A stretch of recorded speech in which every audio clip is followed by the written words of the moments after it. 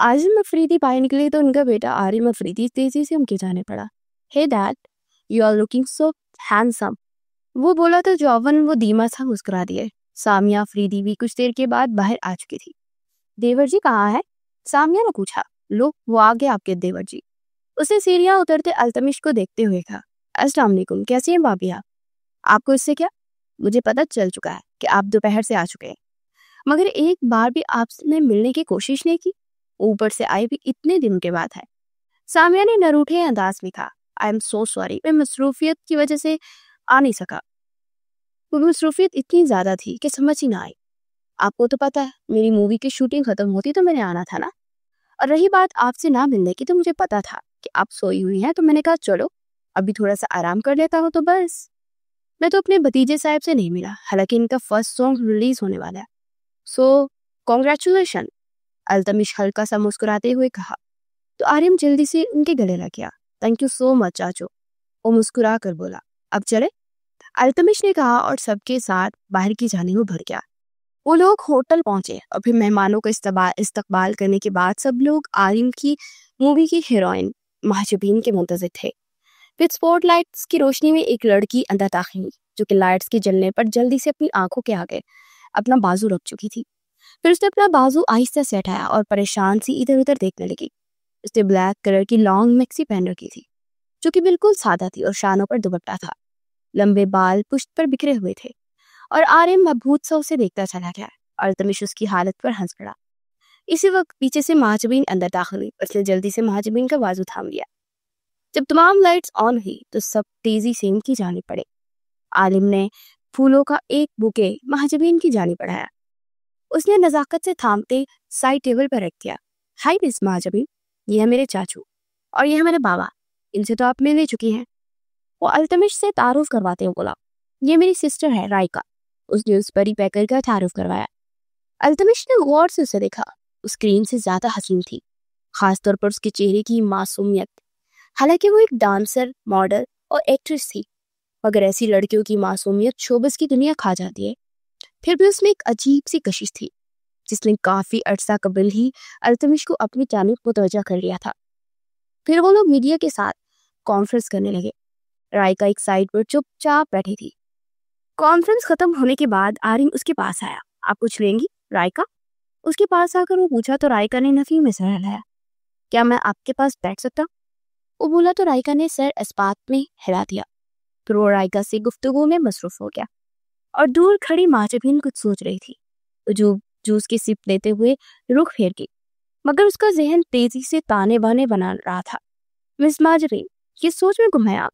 अल्तमिश ने पास आकर पूछा तो उस शख्स को देखने लगी जो उसे जहर लगता था, मगर उसकी मजबूरी थी कि वो अपनी कैफियत का इजहार नहीं कर सकती थी। मगर एक चीज वो अच्छे तरीके से जान चुकी थी कि इस घर के मर्द इन दोनों बहनों में बहुत ज्यादा दिलचस्पी ले रहे हैं, और यही वो चाहती थी। उसके साथ वाली चेयर पर बैठकर उससे नेक्स्ट एल्बम के मुतालिक को पूछने लगा। फिलहाल तो मेरा कोई इरादा नहीं है, क्योंकि मुझे कुछ अरसा आराम करना है, तो इसके बाद सोचूंगी, वो इत्मीनान से बोली। वैसे अमूमन पाकिस्तानी खवातीन की शादी 23-24 साल की उम्र में हो जाती है, मगर आपकी उम्र काफी ज्यादा हो चुकी है, शादी क्यों नहीं की?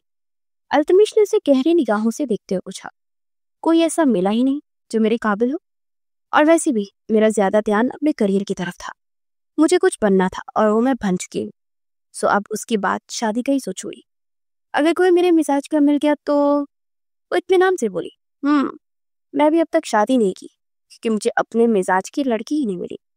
मैंने अपनी सोसाइटी में इर्द गिर्द जितनी भी लड़कियां हैं, उनका ज्यादातर मेरी तरफ रुझान इसीलिए है क्योंकि मेरा एक नाम है, एक शोहरत है, या फिर अगर कोई शादी करना भी चाहती है तो मुझे सीढ़ी बनाकर आगे बढ़ना चाहती है। मगर मैं ऐसी लड़की से शादी करना चाहता हूँ जो मेरा इस्तेमाल ना करे, बल्कि मुझसे सच्ची मोहब्बत करे, जैसे मेरे भैया की बीवी करती है। मुझे उन जैसी ही बीवी चाहिए। वो दूर खड़े आजिम अफरीदी और सामिया को देखते हुए बोला। उसके लहजे में आज भी अपनी बाबी के लिए वही मोहब्बत थी जो बरसों पहले थी। माजबीन को वहशत होने लगी थी। वैसे मैंने सुना है कि आपके पीछे भी किसी का हाथ है। आप हमेशा जिक्र करती हैं कि आपकी कामयाबी के पीछे कोई हस्ती है जिसका नाम आप बता नहीं सकती, मगर एक वक्त आएगा कि आप उन्हें मंजर आम पर लाएगी और हम उस वक्त के मुंतज़िर हैं। मुझे लगता है कि वो कोई मर्द होगा کیونکہ اگر مرد کی زندگی میں عورت ہوتی ہے تو عورت کی زندگی میں بھی یقیناً مرد ہوتا ہے۔ التمش نے کہا، کچھ زیادہ ہی دلچسپی نہیں لے رہے آپ ہم میں مسٹر افریدی؟ میں ذرا اور ٹائپ کی لڑکی ہوں، میرے بارے میں جہاں آپ نے اتنا سنا ہے تو یہ بھی سن رکھا ہوگا کہ میں مردوں سے دور ہی رہتی ہوں۔ صرف پروفیشنل لائف میں میرا ان کا ساتھ ہوتا ہے، اور پرسنل لائف میں میرا کسی مرد کے ساتھ کوئی تعلق نہیں، اور نہ ہی میں اپنے پیچھے کسی مرد کا ہاتھ کہتی ہوں۔ میں نے ہمیشہ کہا ہے کہ میری کامیابی کے پیچھے ایک ہستی ہے جس کو میں منظر عام پر جلدی لاؤں گی، اور وہ ہستی مرد نہیں ہے۔ اور مرد کو تو صرف برباد کرنا آتا ہے، آباد نہیں۔ وہ سرد لہجے میں بولتی سامنے دیکھنے لگی۔ ایسا تھوڑی ہوتا ہے، ضروری تھوڑی ہے کہ مرد بربادی کرتا۔ اکثر اوقات عورتیں کہتی ہیں کہ ان کی کامیابی کے پیچھے مرد کا ہاتھ ہے۔ وہ بولا، اوہ ریلی؟ اگر مرد سے مراد باپ ہے تو میرے خیال میں میرے پیچھے باپ بھی نہیں ہے، تو میں اس کا بھی سچ نہیں کہوں گی۔ اگر مرد کے پیچھے آپ سمجھتے ہیں شوہر ہے تو میرے نزدیک تو یہ بالکل بھی ممکن نہیں، کیونکہ مرد اپنی ایک بیوی پر راضی نہیں ہوتا، بلکہ اسے گھاٹ گھاٹ کا پانی پینے کی عادت ہوتی ہے، جسے آپ کے بھائی جان کو۔ میں نے سنا کہ برسوں پہلے آپ کے بھائی نے بے وفائی کی تھی آپ کی بھابھی سے۔ وہ تنزیہ لہجے میں بولی تو التمش گہرا سانس بھر گیا۔ یہی میرے بھائی کی واحد زندگی کی غلطی ہے جو آج تک معاف نہیں ہوئی۔ معاشرے نے معافی نہیں کیا اور کرنا بھی نہیں چاہیے۔ انہوں نے بھابھی کی وفاؤں کا جو صلہ دیا ہے ان کی اتنی سزا تو بنتی ہے، اور بے وفائی بھی کی تو ایک بازارو عورت کی وجہ سے۔ التمش کے لہجے میں آج بھی وہی نفرت تھی جسے محسوس کر کے اس کے اندر کچھ سلگنے لگا تھا۔ آپ جیسے انسان کو اس طرح کے لفظ بولنے ذکر ہی دیتا۔ وہ تلخ لہجے میں بولی، میں عورتوں کی بہت عزت کرتا ہوں مس ماجبی، مگر وہ عورت آپ اور بھابھی جیسی ہو تو میں اس کے علاوہ باقی عورتوں کے لیے ویسے ہی لفظ استعمال کروں گا جو میں نے اپی کیا ہے۔ وہ تنفر بھرے لہجے میں بولا تو ایک جھٹکے سے اٹھ کھڑی ہوئی۔ مجھے ایک ضروری کام یاد آ گیا ہے، میں چلتی ہوں، اس پاٹ لہجے میں بولی، اور پھر اٹھ کر تیزی سے رائکا کی جانی پڑی۔ چلو رائکا گھر چلتے ہیں، میری طبیعت کچھ ٹھیک نہیں ہے۔ وہ بولی تو سامیہ اور عظیم خان ان کے پاس آ گئے۔ ایسے کیسے؟ کھانا کھا کر جائیے گا نا؟ سامیہ نے کہا، بہت شکریہ، لیکن میں گھر کا ہی کھانا پسند کرتی ہوں، باہر کا کھانا مجھے پسند نہیں ہے۔ اوہ چلے پھر ایک کام کیجیے گا، سنڈے کو آپ ہمارے گھر آئیے گا اور آپ کی پسند کے مطابق ہم کھانا بنائیں گے۔ آپ کو جو بھی پسند ہو آپ ہمیں بتا دیجیے گا۔ سامیہ نے کہا، بہت شکریہ، میں آپ کو سوچ کر بتاؤں گی۔ وہ بولی اور پھر رائکا کے ساتھ باہر کی جانب بڑھ گئی۔ اگلے دن التمش اپنی ایکسرسائز مکمل کرنے کے بعد اندر آیا۔ آرم لاؤنج میں بیٹھا کسی گہری سوچ میں گم تھا۔ کیا بات ہے بھتیجے، کہاں کھوئے ہوئے ہو؟ چاچو یار فون کا منتظر ہوں مس ماجبین کے، انہوں نے کچھ بتایا ہی نہیں کہ اس سنڈے کو آ رہی ہیں کہ نہیں۔ وہ مسترب سا بولا تو التمش کے لبوں پر گہری مسکراہٹ ہو گئی۔ کیا یار چاچو، آپ میرا مذاق اڑا رہے ہیں؟ وہ جھنجھلا کر بولا، نہیں میں کیوں مذاق اڑاؤں گا، میں تو بہت منتظر ہوں کہ کوئی میرا دل بھی بہت مضطرب ہے انہیں دیکھنے کے لیے۔ التمش نے کہا تو اندر آتی سامیہ اس کی بات سن کر ٹھٹک گئی۔ کیوں؟ آپ کیوں ان کے لیے اتنے مضطرب ہیں؟ ذرا مجھے بھی بتائیے گا۔ سامیہ نے اس کے کان کھینچتے ہوئے پوچھا تو کہکا لگا کر ہنس پڑا۔ میں نے سوچا کہ میری پیاری سی بھابھی اکیلے کام سنبھال کر تھک گئی ہوں گی تو ان کے لیے ایک عدد دیورانی لے آتے ہیں۔ وہ مسکرا کر بولا تو اب کی بار آنند نے آنکھیں پھاڑ پھاڑ کر اسے دیکھا۔ او مائی گاڈ، مطلب آپ پیار میں پڑ چکے ہیں؟ لیکن آپ نے غلط جگہ پر دل لگا لیا ہے، بہت ہی خڑوس ہیں، مردوں سے سخت الرجی انہیں۔ پتا ہے میرے ساتھ جو یہ سانگ کی شوٹنگ تھی نا، اس میں کپل ڈانس تھا، اور میں نے جیسے ان کی کمر پر ہاتھ ڈالا تو انتہائی غصے سے مجھے دیکھنے لگی، کہنے لگی آپ نے اجازت لی کہ میں آپ کو چھو سکتا ہوں کہ نہیں؟ عارف ہنستے اسے بتا رہا تھا، اس کی مسکراہٹ مزید گہری ہوتی جا رہی تھی۔ یہی تو چیز پسند ہے مجھے، اچھا لگتا ہے اس پر ایٹیٹیوڈ، اور مجھے لگتا ہے کہ وہ میرے لیے ہی بنائی گئی ہے، اور میں اس کے ساتھ کوئی فلرٹ تو کرنے والا نہیں ہوں، ڈائریکٹ رشتہ بھیجوں گا تو مجھے لگتا ہے کہ وہ قبول کر لے گی۔ وہ کندھے اچکا کر بولا تو سامیہ کا چہرہ کھل اٹھا تھا۔ مجھے تو رائکا کا بہت پسند آئی ہے، پتا ہے مجھے لگا میرا بیٹا اس میں دلچسپی لے رہا ہے، اب مجھے کیا پتا تھا کہ ان کی بڑی بہن میں میرے دیور جی بھی دلچسپی لے رہے ہیں۔ سامیہ خوشگوار لہجے میں بولی، کون کس میں انٹرسٹ لے رہا ہے؟ اندر داخل ہوتے عظیم افریدی نے پوچھا تو سامیہ نے اسے ساری بات بتائی۔ ویسے لڑکیاں تو مجھے بھی کافی اچھی لگی، معقول ہے، اچھی فیملی کی لگتی ہیں، مگر مجھے کچھ اور بھی پتا چلا کہ ان کے آگے پیچھے کوئی نہیں ہے، کوئی خاندان، کچھ بھی نہیں ہے۔ اور تمہارے لیے خاندانی نام کی بہت ویلیو ہوتی ہے، اعظم نے تنزیہ لہجے میں کہا۔ تو لب بھیج کر آئے گیا۔ فکر مت کیجیے، میں اس بارے میں سب کچھ جانچ پڑتال کر کے یہ سب کر رہا ہوں، اور بہت عرصے سے یہ لڑکی انڈسٹری میں ہے۔ اس کا ایک بہت غریب گھرانے سے تعلق رہا ہے، مگر فیملی اچھی ہے۔ اس کا باپ ایک اسکول کا ہیڈ ماسٹر تھا، اور کافی عرصہ قبل اس کی اپنی بیوی سمیت روڈ ایکسیڈنٹ میں وفات ہو چکی تھی۔ اور اس کا فیملی بیک گراؤنڈ جیسا بھی ہے، مگر بہت شریف خاندان ہے۔ التمش بولتا چلا گیا۔ فیملی بیک گراؤنڈ کا کیا کرنا ہے، وہ تو انسان بنا ہی لیتا ہے۔ اس لیے یہ کہہ رہا ہوں کہ ایک بار پھر سے سوچ لو۔ اعظم افریدی نے کہا، لوگوں کی طرح بے وفا نہیں میں اپنے فیصلے لینا جانتا ہوں۔ اس کے لہجے میں کاٹ تھی، جس پر اعظم افریدی نے مٹھیاں بیچ لی۔ اور لوگوں سے تمہارا کیا مطلب ہے؟ اچھی طرح سے جانتا ہوں میں، اعظم افریدی نے تل ملا کر کہا۔ اور اس سے پہلے کہ التمش مزید کچھ بولتا، سامعہ نے اسے آنکھوں ہی آنکھوں میں منع کیا، تو لب بھیج کر اپنے کمرے کی جانب پڑ گیا۔ کچھ دیر گزری تو اس کو موبائل بجنے لگا۔ اسے نمبر دیکھا تو مہاجبین کا تھا۔ اس کے لبوں پر دل فریب سی مسکراہٹ رقص کرنے لگی۔ بخیر راغلے، میں آپ ہی کو یاد کر رہا تھا، اور دیکھیں آپ کا فون آ گیا۔ بڑی لمبی عمر ہے آپ کی، وہ مسکرا کر بولا۔ بہت شکریہ مسٹر التمش، لیکن آپ مجھے یاد کیوں کر رہے تھے؟ دوسری طرف سے اسپارٹ لہجے میں پوچھا گیا۔ بس ایسے ہی، کیوں؟ میں آپ کو یاد نہیں کر سکتا؟ ویسے دنیا میں کئی مریض عشق ہوں گے جو آپ کی ایک جھلک دیکھنے کے لیے آپ کو ہمیشہ یاد کرتے ہوں گے۔ بہت دھیمی سی مسکراہٹ سے وہ بولا، تو دوسری طرف ایک پل کے لیے خاموشی چھا گئی۔ اچھا، میں اس سنڈے کو آپ کی طرف ڈنر کے لیے آ رہی ہوں۔ کچھ دیر کے بعد اسی طرح سے اس نے کہا تو التمش کے چہرے پر مسکراہٹ گہری ہو گئی۔ تھینک یو سو مچ مس، کہیں آپ اس قابل ہمیں سمجھا آپ نے۔ ہماری دعوت کو آپ نے قبول کیا۔ میں بھابھی کو بھی جا کر خوشخبری دیتا ہوں، وہ بولا، اور دوسری طرف سے خدا حافظ بول کر کال کاٹ دی گئی۔ سچ میں بڑی خڑوس لڑکی ہے یہ، وہ بڑبڑاتا ہوا باہر نکل گیا۔ خدا خدا کر کے آج اتوار کا دن تھا۔ آرین کی نگاہیں تو بار بار گیٹ کی جانب اٹھ رہی تھی۔ پھر مغرب سے کچھ دیر پہلے مہاجبین اور رائکا پہنچ چکی تھی۔ آج بھی رائکا لانگ فراک کے ساتھ بڑا سے دوپٹہ شانوں پر پھیلائے ہوئے تھے، جبکہ مہاجبین پلازو اور کالر والی شرٹ کے ساتھ پونی ٹیل بنائے اپنی عمر سے کافی کم دکھتی تھی۔ وہ 28 سال کی تھی، مگر بامشکل 23-24 کی لگتی تھی۔ وہ سب سے ملنے کے بعد لیونگ روم کی جانب بڑھ گئے۔ باتوں باتوں میں رشتے کی بات چھیڑی تو مہاجبین چونک گئی۔ آپ کا بیٹا اگر میری بہن کو پسند کرتا ہے تو اسے چاہیے کہ کچھ اس عرصے جانے دے، پھر اس کی بات پر رشتے وغیرہ طے کریں گے۔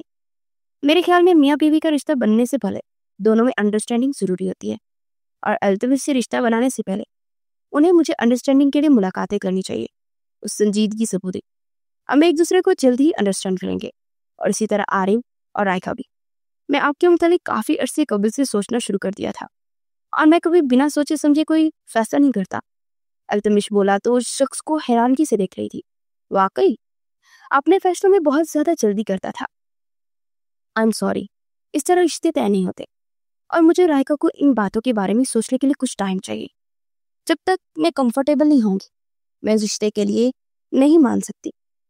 وہ ہنوز سنجیدگی سے بولی تو التمش نے دھیمی سی مسکراہٹ سے اسے دیکھا، اور دل ہی دل میں اپنی پسند کو سراہا۔ آپ کو جب ایزی لگے آپ ہمیں بتا دیجیے گا، لیکن اگر آپ کی ہاں ہوئی تو اس کے بعد ہم لوگ چند دن بھی نہیں رکیں گے، اس سے اگلے دن ہی ہمارا نکاح ہوگا۔ التمش نے کہا تو اس کی بے قراری پر دل ہی دل میں استازیہ انداز میں ہنس پڑی۔ کچھ دیر کے بعد وہ لوگ واپسی کے لیے نکل آئے، اور رائکا منہ کا موڈ انتہائی خراب تھا، اور وہ جانتی تھی کہ اس کی وجہ اس کا جھوٹ بولنا ہے۔ گھر جا کر بھی رائکا نے اس سے کون بات نہیں کی تھی، اور سیدھی اپنے کمرے کی جانب پڑ گئی۔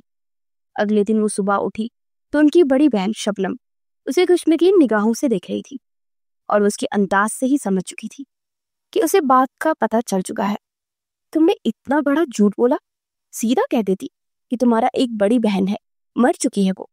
شبنم تنک ہے بولی تو اس نے طرف کر اسے دیکھا۔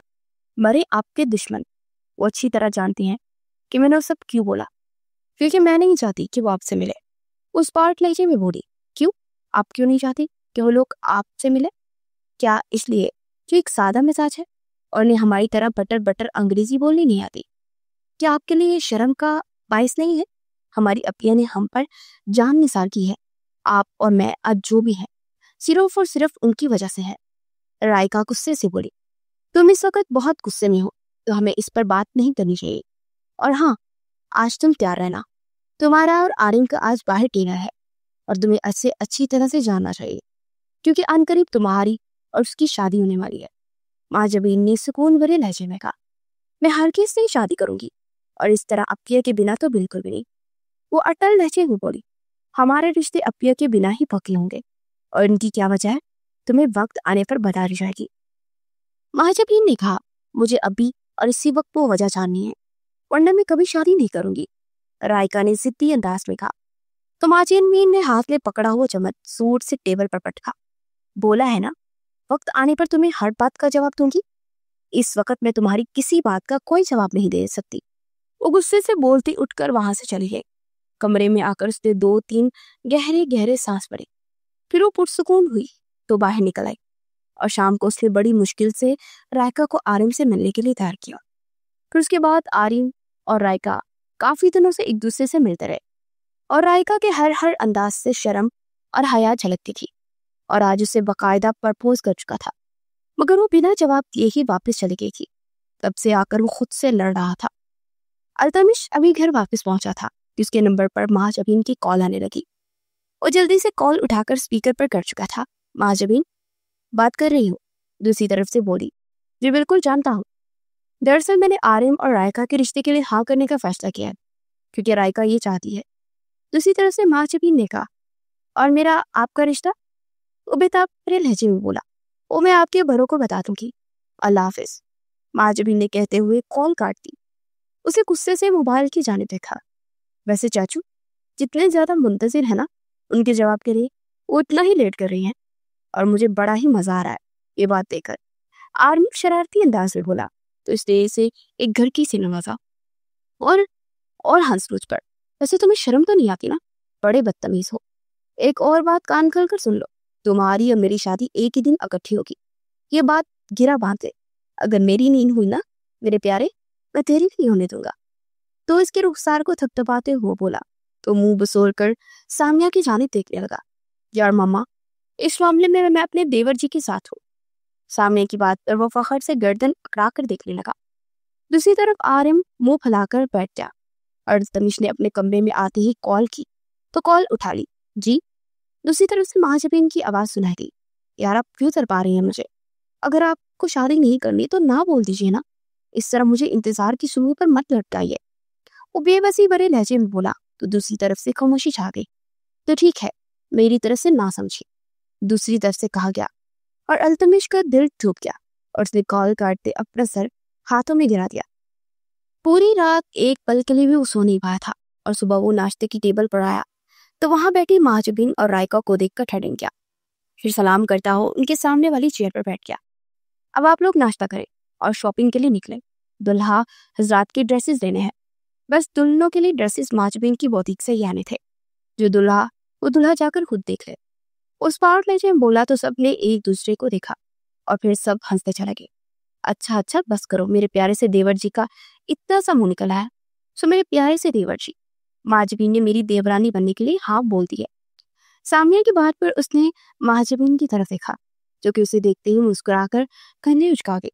अच्छा, मतलब मेरे साथ प्रैंक किया गया? वो गहरा सांस भरता हुआ बोला तो सब फिर से हंस पड़े। फिर नाश्ता करके उन लोगों ने शॉपिंग की और वो दोनों वापस चली गई। जुमा के दिन होटल में उनका निकाह हो चुका था। उनकी शादी की खबरें सोशल मीडिया पर ट्रेंड बनी हुई थी और निकाह पे पूरा मीडिया लॉयर कवरेज कर रहा था। 7 दिन के बाद शादी के फंक्शंस थे और निकाह के बाद अल्तमिश उसे लेकर बाहर आया और उसके कमर में हाथ डालते करीब करता, उसके लबों पर झुका और उससे गले को उनको छूता। महाजबीन जल्दी से अपनी मोमी हाथ उसके लबों पर रखती उसे रोक गई। यार मत तर पाइए, उसके हाथ को हटाते हुए बोला तो जल्दी से दूसरा हाथ उसके सीने पर रखी। प्लीज अल्तमिश, अभी नहीं। उसे पीछे को धकेलते हुए रुख फेर कर बोली तो अल्तमिश उसकी ग्रेस पर चंचलाहट का शिकार हुआ, मगर वो गहरा सांस भरता, खुद को कंपोज करता, उसे पीछे हक करता करीब कर गया। फिर उसकी गर्दन रुखसार पर अपने सुलगते हुए लपकता चला गया और वो उसके लम्ब से खुद को जलता हुआ महसूस कर रही थी। फिर वो उसे आहिस्ता से छोड़ता हुआ पीछे हुआ और दीवार से टेक लगाए उसे गहरी निगाहों से देखने लगा। फंक्शंस की खत्म होते ही वो दोनों इन्हें गाड़ी तक छूट में आए। आर्यन ने झुककर रायका के माथे पर लग रखे और सिमट सी गई। گاڑی آگے بڑھی تو سیٹ کی بیک سے ٹیک لگائے گہرے گہرے سانس بننے لگی. اسے اپنی گردن اور رخسار ابھی بھی جلتے ہوئے محسوس ہو رہے تھے. گاڑی پورچ میں کھڑی ہوئی تو اپنی باری ڈریسز سنبھالتی اندر آئی تو وہاں بیٹھے اذان کو دیکھ کر وہ ٹھٹک گئی. وہ سنجیدگی سے دیکھتا پاس آیا اور انہیں گہری نظروں سے دیکھنے لگا. مہاجبین کی آنکھ سے ایک آنسو ٹپکا اور پھر دوسرا اور پھر دوسرے ہی پل وہ 20 سالہ اذہان کے سینے سے لگی پلک پلک کر روتی اور اذہان کی آنکھیں بھی سرخ انگارہ تھی. شبنم بھی سر جھکائے رو رہی تھی اور رائکا پریشان سی سچویشن سمجھنے کی کوشش کر رہی تھی. اس نے آج تک مہاجبین کو روتے ہوئے نہیں دیکھا تھا. اسے تو ہمیشہ لگا تھا کہ وہ سخت دل اور خروش ہے. پھر وہ اذہان سے دور ہوتی جا کر شبنم کی گود میں سر رکھے روتی. اذہان نے رائکا کے گرد بازو پھیلا کر اس کے سر پر بوسہ دیتے ہوئے ساتھ لگایا.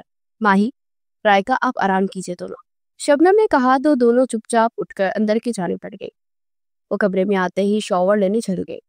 شاور کے نیچے کھڑی نیم گرم پانی سے مل مل کے اپنے رخسار اور گردن کو صاف کر رہی تھی. اسے خود سے کراہت محسوس ہو رہی تھی. فریش ہو کر نکلی تو اس کا فون بج رہا تھا. اس نے اسکرین پر دیکھا تو التمش کی ویڈیو کال تھی. اس کا حلق کڑوا ہو گیا. اس نے 2-3 گہرے گہرے سانس پڑے. اپنی کال اٹینڈ کرتے سامنے ڈریسنگ پر موبائل رکھتے ٹاول سے بال صاف کرنے لگی. اسے باتھ روم میں دیکھ وہ ایک پل کے لیے مبہوت سا رہ گیا. ارے آپ اس وقت کیوں نہائی؟ بہت ٹھنڈ ہے، وہ بولا. بس بال الجھ گئے تھے تو شاور لینا پڑا. وہ بالوں میں ٹاول لپیٹ کر اپنے ہاتھوں کو موئسچرائزنگ کرنے لگی تھی. یار دل بےتاب ہو رہا ہے تمہیں یوں اس طرح دیکھ کر، اور معنی خیز انداز میں بولا تو وہ لب کھینچ کے رہ گئی. اس وقت فون کیوں کیا ہے؟ اس پارٹ لہجے میں پوچھا اس نے. کیوں کیا؟ میں فون نہیں کر سکتا کیا تمہیں؟ بیوی ہو میری، التمش نے کہا. مگر میرے آرام کرنے کا وقت ہے mister Afridi, so good night. وہ جلدی سے بولی. پہلے اچھے سے گڈ نائٹ تو بول دیں. وہ ہلکا سا مسکرا کر بولا تو باب مشکل مسکرائی. یہ کیسے بولتے ہیں؟ وہ تجاہل عارفانہ انداز میں بولی. چلے کل ملاقات کیجیے پھر سکھا دوں گا. وہ مسکرا کر بولا. ایسے اب ماشاءاللہ سے 36 سال کے ہیں جبکہ میں 28 سال کی ہوں، تو ایسے ٹین ایج حرکتیں زیب نہیں دیتی آپ کو. وہ بولی تو التمش کہکا لگا کر ہنس پڑا. ہم اصل میں عمر یاد ہی نہیں رکھتے. سمجھے میں 26 کا اور تم 20 کی ہو، اور ایسے بھی رومانس کا عمر سے کیا تعلق؟ وہ بزلا سچ انداز میں بولا. آپ مجھے 20 سال کا بنا رہے ہیں مگر مجھے خود سے 40 سال کی فیلنگ آ رہی ہے، اور بھولوں میں رومانس کم ہی ہوتا ہے. وہ بھی اس بار مسکرا کر بولی تو دوسری طرف سے التمش بے اختیار ہنس پڑا. مطلب تم کسی طرح بھی مجھے رومانٹک نہیں ہونا دینا چاہ رہی یار. دوسری طرف وہ سیٹ آ بھر کر بولا تو لب پینچ کر اسے ڈھونڈنے لگی. اچھا یار اب ایسے تو مت دیکھو، چلو اب مجھے گڈ نائٹ کس دو پھر میں بند کے دیتا ہوں کار. وہ اطمینان سے بولا. مجھے نہیں یہ سب آتا، اس لیے پلیز مجھ سے اس بات کی توقع بھی مت رکھیے گا. Good night. اس سرخ چہرے سے بولی. اف کیا شرماتی ہیں آپ یار، کچھ دن کے بعد میری باہوں میں یوں شرمائیں گی نا تو میں مر ہی جاؤں گا. وہ سینے پر ہاتھ رکھ کر بولا تو دل ہی دل میں بڑے معتبر القابات سے اسے نوازنے لگی. Good night mister Afridi. وہ بولتی ہوئی کال کاٹ گئی. دوسری طرف سے وہ لب کچلتے موبائل کو دیکھتا اس کے رویے پر غور کرنے لگا. 2 دن کے بعد وہ آج عارم کے ساتھ اس کے گھر آیا تھا اور وہ ملازم سے تعریف کے بعد اندر داخل ہوا تو اندر لاؤنج سے ہنسنے کی آوازیں آ رہی تھی. اسی کھلکھلا کر ہنستا دیکھ تھم گیا اور پھر نگاہ جیسی اس کے ساتھ لڑکے پر پڑی تو ٹھٹک گیا. اس کی صورت نہ جانے اتنی مانوس سی کیوں لگی تھی. اس نے سر جھٹک کر دروازہ نوک کیا. وہ تینوں پلٹے اور ان کے چہروں کی مسکراہٹ غائب ہو چکی تھی اور اس کی جگہ گھبراہٹ نے لے لی تھی. ارے آپ لوگ اس طرح بنا بتائے؟ رائکا گھبرا کر بولی. ہم نے سوچا کہ چلیں آج آپ کے گھر جا کر آپ کو سرپرائز دے دیتے ہیں. ویسے یہ کون ہے؟ التمش نے اذہان کو دیکھتے ہوئے پوچھا. یہ اذہان چاہتے ہیں میرا بانچا، مہاجبین نے کہا. آپ کی بڑی بہن کے بیٹے ہیں؟ اور ویسے آپ کی بڑی بہن کہاں ہے؟ اور یہ نکاح پہ شامل بھی ہوئے تھے کیا؟ التمش نے ارد گرد دیکھتے ہوئے پوچھا. یہ آج آیا نا اور ابتیا کو 2-4 دن لگ جائیں گے، لیکن وہ برات والے دن ضرور آئیں گی. اوہ اچھا، and nice to meet you بانجر. وہ ہاتھ بڑھا کر بولا تو اذہان نے اس بار چہرے سے ہاتھ ملایا. چلو اذہان باہر ڈنر پر چلتے ہیں. التمش نے کہا. آپ لوگ ڈنر پر جائیں، میرے سر میں درد ہے. اذہان نے کہا پھر بنا کوئی بات کیے اور اندر کے جانے پڑ گیا. اس کے انداز پر التمش نے لب کھینچ لی. اسے واقعی اس کا مزاج بہت برا لگا. دراصل بہت زیادہ تھک گیا ہے اس لیے اتنا روڈ ہو رہا ہے. آج ابھی اس کی ناگواری بانپتے ہوئے بولی تو اس کے تنے ہوئے اعصاب ڈھیلے پڑ گئے. اچھا ایک کام کرتے ہیں، میں اور آپ الگ چلتے ہیں اور عارم اور لائکا الگ. تاکہ ہم لوگ کپلز اکیلا ٹائم اسپینڈ کر سکے۔ وہ التمش کے بازو کو تھامتے ہوئے بولی تو التمش نے خوشگوار انداز میں دیکھا۔ ہاں ضرور، التمش نے کہا۔ تو چلیے پھر نکلتے ہیں، وہ مسکرا کر بولی اور پھر وہ دونوں باہر نکلے۔ آرین اس کی گاڑی لے کر چلا گیا تھا اور وہ مہاجبین کی گاڑی میں جا رہا تھا۔ پھر ہوٹل میں پرسنل روم بک کرا کر کھانا منگوایا۔ وہ کھانا کھاتے ہلکی پھلکی گفتگو کر رہے تھے۔ پھر پاس کرے بیٹے نے ٹرائفل پکڑنے لگی تو پورا باؤل اس پر الٹ گیا۔ وہ ہڑبڑا کر رکتی اپنے بال صاف کرنے لگی۔ I am so sorry ma'am, I am really sorry. Waiter گھبرا چکا تھا۔ تمہارے ہاتھ کام نہیں کرتے کیا؟ تمہیں ابھی نوکری سے نکلواتا ہوں، التمش دہاڑ کر بولا تو ویٹر مزید گھبرا گیا۔ میم پلیز مجھے معاف کر دے، میں بہت پریشان تھا، میری بیوی ہسپتال میں ہے، اسے بچہ ہونے والا تو دھیان بٹ گیا۔ وہ نم لہجے میں بولا بکواس بند کرو، 100 بہانے ہوتے ہیں تمہارے پاس، اور اب تم اس ہوٹل میں نظر نہیں ہوگے۔ التمش چیخ اٹھا۔ وہ ساکت و جامد یکٹک اس شفاق آدمی کو دیکھ رہی تھی جو اس پر ذرا برابر ترس نہیں کھا رہا تھا۔ ایک کر بڑی یاد آئی تو آنسو ٹپ ٹپ کھیلنے لگے۔ پلیز التمش بس کرے، یہ کام مجھ سے آپ سے بھی ہو سکتا ہے، اور آپ جائیے پلیز، یہ کچھ پیسے رکھیے۔ وہ جلدی سے اپنے پیٹ سے پیسے نکال کر اس ویٹر کو دیتے وہ بولی تو التمش نے حیرانی سے اسے دیکھا۔ وہ ویٹر دہائی دیتا باہر نکل گیا۔ یہ سب کیا ہے؟ ارے ایسے لوگ پیسوں کے لیے ایسا کہانیاں گڑھتے رہتے ہیں۔ اس نے خود کو بچانے کے لیے کہا، اور تم سے پیسے حاصل کرنے کے لیے ساری کہانی گڑھی ہے۔ التمش سیٹ چٹک کر بولا، آپ کو کیسے پتا کہ وہ کہانی گڑھ رہا تھا؟ کیا پتا وہ سچ کہہ رہا؟ میں نے اس کو چند ہزار روپے دی ہیں، لاکھوں کروڑوں نہیں، جس سے وہ محل تعمیر کر لے گا۔ وہ نم لہجے میں بولتی جا رہی تھی اور پھر بے اختیار اپنا چہرہ ہاتھوں میں چھپائے روتی، اور التمش تو اس کی یوں رونے پر سر پٹ آ گیا۔ ارے کیا ہو گیا؟ ایسے کیوں رونے لگ گئی؟ وہ بے تابی سے بولا، غربت سے بڑا دکھ کوئی نہیں ہوتا، آپ یہ درد نہیں سمجھ سکتے۔ وہ بولی، آئی ایم سو سوری، تم ٹھیک کہہ رہی ہو، مجھ جیسا سونے کا چمچ لے کر پیدا ہونے والا انسان واقعی ان حالات کا اندازہ نہیں کر سکتا جس سے ایک غریب انسان گزرتا ہے۔ وہ لب پینچ کر بولا، میں واش کر کے آتی ہوں۔ وہ کہتی ہوئی واش روم کی جانے پڑی، اور پھر کچھ دیر کے بعد پلٹی، یہ نل نہیں چل رہا، ذرا دیکھیے پلیز۔ وہ باہر نکل کر بولی تو وہ اٹھ کر واش روم میں آیا تو نل کھولنا چاہا تو وہ کھلا ہی نہیں۔ اس نے مزید زور آزمائی کی تو نل ٹوٹ گیا اور چھت پر لگے شاور سے چھم چھم پانی برسنے لگا۔ پانی ہلکا سا نیم گرم تھا۔ وہ بھیگے چہرے سے اپنے بال ہٹاتے ہوئے مڑی تو اس کا پاؤں مڑا، اور اس سے پہلے کہ وہ پھسل تھی وہ نرمی سے اسے اپنی باہوں میں بڑھتا دیکھنے لگا۔ اس کے بھیگے ہونٹ اس کے اندر ہلچل مچا رہے تھے۔ اسے دیوار سے لگا تھا اس کے لوگوں کو اپنی دسترس ملے تھا، اسے بھی اپنے ساتھ مدہوش کر گیا۔ پھر وہ شرٹ اٹھاتا اس پر اپنی محبت برسانے لگا۔ پھر وہ ایک دم سے پیچھے دھکیلتے باہر جانے لگی تو اس کے بازو سے گھسیٹ کر پھر سے دیوار سے لگا گیا۔ وہ پلیز التمش، یہ سب ٹھیک نہیں، وہ بے چینی بھرے لہجے میں بولی۔ آج مت رکو ورنہ یہ دیوانہ مر جائے گا۔ وہ بے خود انداز میں اس کے لوگوں کو چھونے لگا تو پھر سے اس کی سائڈ سے ہوتی گزرنے لگی تو اسے پیچھے سے باہوں میں بڑھ گیا۔ پلیز التمش، وہ کامتے لہجے میں بولی، مجھے حق ہے مائی لو۔ وہ گمبھیر لہجے میں بولتا اسے سینے میں بھیج گیا۔ پھر باتھ روم اسے تھماتے ہوئے باہر نکل گیا۔ وہ فریش ہو کر نکلی تو باتھ روم میں تھا۔ میں نے کپڑوں کا کہہ دیا ہے، کچھ دن میں بابی کی اسسٹنٹ لے کر آ جائے گی، وہ بولا تو کچھ کہے بغیر کانپتی ہوئی بیڈ پر بیٹھ گئی۔ سردی لگ رہی ہے؟ اس کی نیلے پڑتے ہونٹوں کو دیکھ کر بولا، جی پانی، بہت ٹھنڈا آ گیا تھا۔ وہ کانپتے ہوئے بولی، واٹ؟ تو میری جان تم باہر نکل آتی۔ وہ تشویش کی بڑی نگاہوں سے دیکھتے ہوئے بولتا، ہیٹر آن کرنے لگا، مگر وہ بھی نہیں چل رہا تھا، انتہائی بیکار ہوٹل ہے۔ وہ غصے سے ریموٹ پٹک کر بولا، اور پھر اس کے بال خشک کرتا بیڈ پر لٹاتا اس کے برابر آس کے اس کے ہاتھوں کو اپنے سینے پر رکھ گیا۔ اس کے سینے سے لگی ابھی بھی کانپ رہی تھی، اسے خود میں بھیج گیا۔ پھر کچھ ہی دیر میں وہ پرسکون ہو کر سو گئی۔ وہ اپنے جذبات پر قابو پاتے اسے تکیے پر سیدھا کرتا بیڈ گراؤنڈ سے ٹیک لگاتا اس کے سبھی چہرے کو دیکھنے لگا۔ بس کچھ دن اور، یہ دوری پھر پورے حق سے جتاؤں گا میں، اسے دیکھتے ہوئے بولا، اور پھر دروازہ ناک ہونے پر وہ چونک اٹھا اور دروازہ کھولا تو ویٹر کپڑوں کا بیگ لیے کھڑا تھا۔ وہ بیگ رکھتا اس کے برابر آ کر لیٹ کر اسے کھینچ کر اپنی باہوں میں بڑھتا، اس کا سر سہلاتے ہوئے آنکھیں موڑ گیا۔ مہاجبین کی آنکھ کھلی تو کمرے میں ایک گھپ اندھیرا تھا۔ اس نے ہاتھ ادھر ادھر مارا تو التمش کی بیڑ پر ہاتھ رکھتے وہ چیخیں مارتی ہوئی اٹھی، اور اسی وقت لائٹس آن ہوئی اور پورا کمرہ روشن ہو گیا۔ وہ ہڑبڑا کر مہاجبین کو دیکھنے لگا جو کانوں پر ہاتھ رکھ کے چیخیں مار رہی تھی۔ ماہی ریلیکس، یہ میں ہوں۔ اسے کندھوں سے جھنجھوڑ کر بولا تو چیخنا بند کرتی ارد گرد کے ماحول کو دیکھتی اس کی طرف مڑی تو شرٹ لیس صرف ٹراؤزر میں تھا اور خود باتھ روم میں تھی. تم ٹھیک ہو مائی لو؟ اس کے قریب ہو کر بولی تو مدہوش انداز میں پیچھے ہوئی. آپ نے میری نیند کا فائدہ اٹھایا؟ How dare you. دوسرے مردوں جیسے ہی نکلے، چیپ اور گھٹیا. وہ غصے سے بولتی بیڈ سے اتر گئی. اس کی بات پر التمش کے ماتھے پر بل پڑے. خود کو تو دیکھو، تم جس طرح تھی ویسے ہی ہو. باتھ روم پہ باہر نکلی تھی اور اسی میں ہو، اور میں صرف تمہارے پاس لیٹ کر تمہاری سردی کم کر رہا تھا اور کچھ نہیں.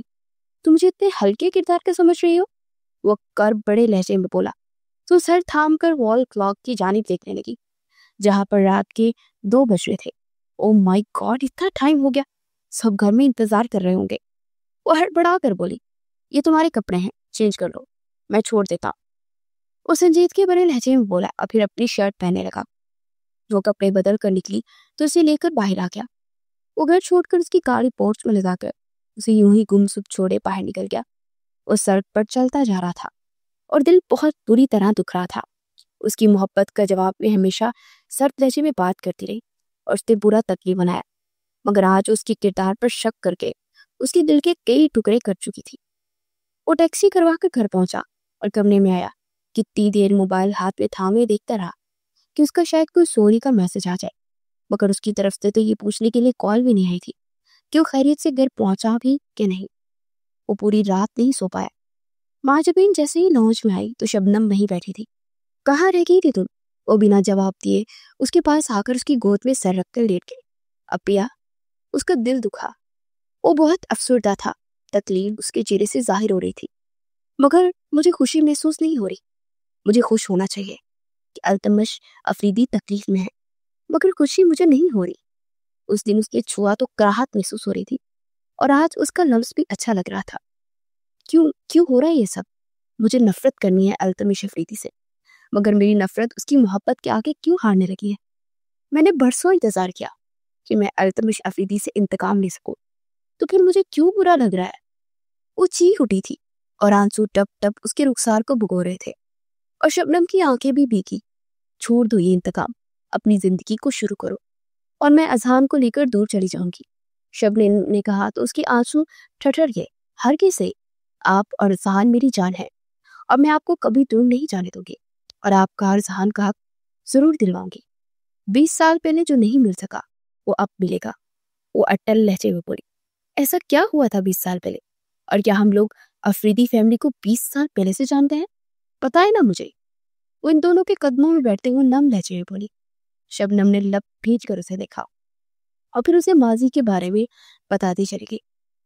20 سال پہلے تارا بائی کے کوٹے کی 16 سالہ شبنم کے چرچے جگہ جگہ ہو چکے تھے، اور جب سے اسے اسٹیج کی ڈانسر کے طور پر انوائٹ کیا گیا تھا، وہاں کی پرفارمنس کے بعد مشہور پروڈیوسر اعظم افریدی اس چھوئی ہوئی سی نازک لڑکی پر پوری طرح مٹا تھا.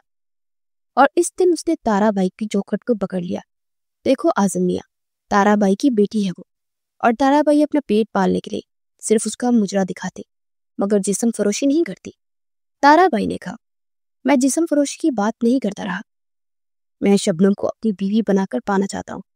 وہ بولا تو تارا بائی نے بے یقینی سے دیکھا. واہ میاں، اچھا طریقہ ہے نکاح کر کے اپنی ہوس پوری کرنے کا. وہ تنزیہ لہجے میں بولی. نہیں تارا بائی، آپ کی بیٹی کو رخصت کر کے لے جاؤں گا، بس کچھ عرصہ انتظار کرنا ہوگا. وہ جلدی سے بولا تو تارا بائی نے اوٹ میں کھڑی اپنی معصوم کلی کو دیکھا اور پھر کملی کی طرف دیکھا. آپا، اگر شبو چلی گئی تو فاقوں کی نوبت آ جائے گی. کملی نے کہا نہیں، ایسا کبھی نہیں ہوگا.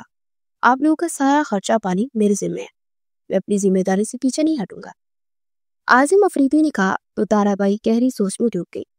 اگر سے تم عزت کے ساتھ رخصت کرنا چاہتے ہو تو میں راضی ہوں، تارا بائی نے کہا. اور پھر اسی دن شبنم اور اس کا نکاح ہو گیا. وہ شبنم سے اکیلے میں ملا تو چھوئی ہوئی سی لڑکی کو اسے قریب دیکھتے مزید دیوانہ ہو گیا. پھر وہ ہفتے کے 3 دن اس کے پاس آتا تھا، اس کے ساتھ عہد کرتا، اس سے محبت کی باتیں کرتا، اور شبنم اس کی محبت پر یقین کرتے چلے گئے. اس نے شبنم کو سختی سے ناچنے سے بھی منع کیا تھا اور جن سے تارا بائی کا کوٹھا ویران ہو چکا تھا. مگر تارا بائی پھر بھی بہت مطمئن تھی، لیکن کملی کو کبھی بھی کسی طرح بھی چین نہیں تھا.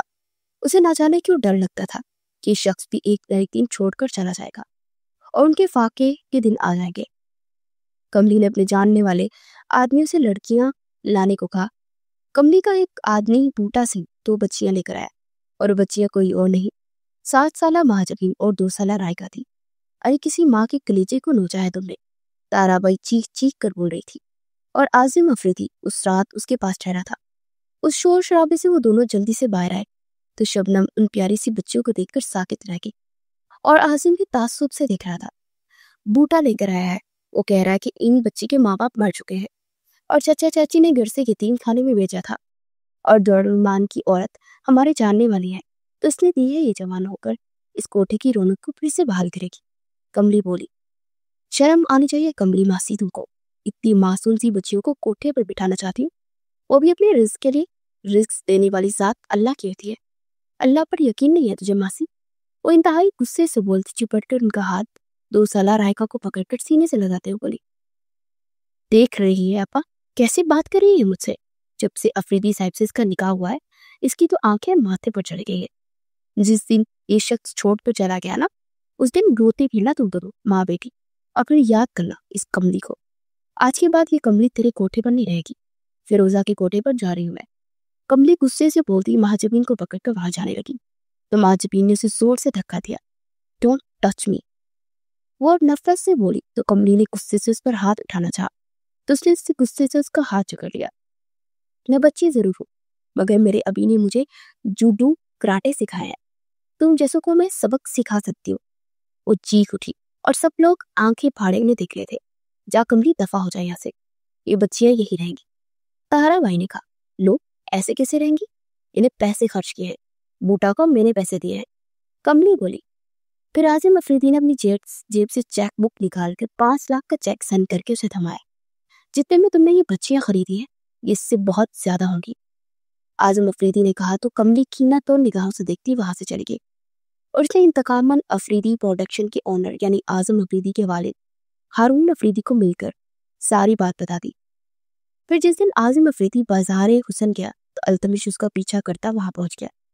ان گندی گلیوں سے گزرتے التمش کا دماغ کھول اٹھا، پھر اس نے تحقیق کی تو اسے پتہ چلا کہ عازم افریدی تارا بائی کی کوٹھے پر آتا ہے اور شبنم بائی سے نکاح کیا ہے۔ وہ بچھڑے ہوئے انداز میں تارا بائی کے کوٹھے پر پہنچا، بھیا بھیا، وہ چلا کر عازم افریدی کو پکارنے لگا، آپ کو تمیز نہیں ہے؟ کس کے گھر ایسے نہیں آتے؟ مہاجبین تیکھے لہجے میں بولی تو تنفر بڑے انداز میں اسے دیکھنے لگا، اور اسی وقت عازم افریدی باہر نکلے تو غصے سے پاگل ہو گیا۔ ایک نیچ بدچلن عورت کے لیے آپ نے ہم سب کو دھوکا دیا؟ وہ چلایا، بس خبردار اس سے آگے ایک لفظ بھی بولا۔ عازم افریدی نے چیخ کر کہا، یہ عورت کے لیے آپ نے بھابھی کو دھوکا دیا، اپنے معصوم بچے کو دھوکا دیا۔ اب آپ یہاں سے چلیں گے ورنہ بابا کو بلانا پڑے گا۔ التمش کی دھمکی پر وہ لب بھیج کر تھر تھر کانپتی شبنم کی جانب بڑھا، میں پھر آؤں گا۔ وہ یہ کہہ کر التمش کے ساتھ وہاں سے چلا گیا۔ پھر 10 دن گزر کے وہ نہیں آیا، مگر اس کی طرف سے خط آیا جس میں اس نے بتایا کہ وہ بابا کی وجہ سے بہت مجبور ہے، شاید وہ کبھی دوبارہ نہ مل سکیں گے مگر پیسے بھیجتا رہے گا۔ وہ اس مختصر خط کو پڑھتے بے ہوش ہو گئی۔ دائی نے آ کر دیکھا تو بتایا کہ وہ حامل ہے۔ دائی بائی گمسم سی ہو گئی۔ کملی روز آ کر تانے دیتی اور تارا بائی سر جھکائے سنتی۔ پھر شبنم سے چھپ کر تارا بائی نے ننھی مہاجبین کو ڈانس سکھانا شروع کر دیا، اور شبنم کو جس دن پتا چلا اس نے پورا کوٹھا سر پہ اٹھا لیا۔ پھر ایک رات وہ ان دونوں کو لے کر اس کوٹھے سے نکل آئی کہ افریدی ہاؤس پہنچی۔ شبنم کے جسم کی بناوٹ سے عازم افریدی کو پتا چل چکا تھا کہ وہ ماں بننے والی ہے۔ التمش گارڈ سے بولو اس گند کو باہر نکالے۔ ہارون افریدی چیخ اٹھے۔ شبنم گڑ گڑانے لگی مگر وہاں تو سب فرعون بنے کھڑے تھے اور عازم افریدی مجنونوں کی طرح سر جھکائے کھڑا تھا۔ التمش نے گارڈز کو بلوا کر شبنم کو اور انہیں باہر نکالا، تم جیسے بازاروں عورتیں ہماری ہمدردی کے لائق بھی نہیں ہے، جاؤ جا کر اس گند پر مرو اور یہ رکھو پیسے، اور چاہیے ہو تو بتا دینا۔ التمش سر تیزی میں بولا اور پیسوں کی گڈی شبنم کی گود میں پھینکتے اندر کی جانے پڑا، اور مہاجبین نے اپنی چپل اتار کر اس کی کمر میں ماری اور اسے ناسیبا گالیاں دیتا اس کے پاس آیا اور ایک زوردار تھپڑ اس کے رخسار پر رسید کیا تو دور جا گئی۔ پھر وہ گالی بکتا اندر چلا گیا۔ مہاجبین نے شبنم کے ہاتھ سے گڑی پکڑی اور اندر آئے، اور اسی وقت التمش بولا، اوے یو ڈونکی مونکی، اپنے پیسے رکھو اپنے پاس، ہم تم جیسوں کے پیسوں پر تھوکتی بنے۔ وہ گڈی زور سے اس کے منہ پر پھینکتے ہوئے بولی، یو بیچ۔ وہ مٹھیاں بھیج کے اس چھٹانگ بھر کی لڑکی کو دیکھنے لگا جس کی آنکھوں سے شعلے نکل رہے تھے۔ خدا کے لیے تم لوگ کی ہر خوشی غم میں بدل جائے، خدا کرے تم لوگ ویسے تڑپو جیسے ہم تڑپ رہے ہیں۔ وہ 8 سالہ ماجبین چولی اٹھا کر کہہ رہی تھی، اور پہلی بار ہارون افریدی کے قدم لڑکھڑائے تھے۔ التمش نے اس کے بالوں سے پکڑا اور اسے کھینچتا ہوا باہر لا کر سڑک پر پھینکا۔ میں آؤں گی، میں واپس آؤں گی، اور بڑے مان سے آؤں گی، وہ چلا کر بولی، جسٹ گو ٹو ہیل۔ وہ پھنکارا اور دروازہ لاک کر دیا۔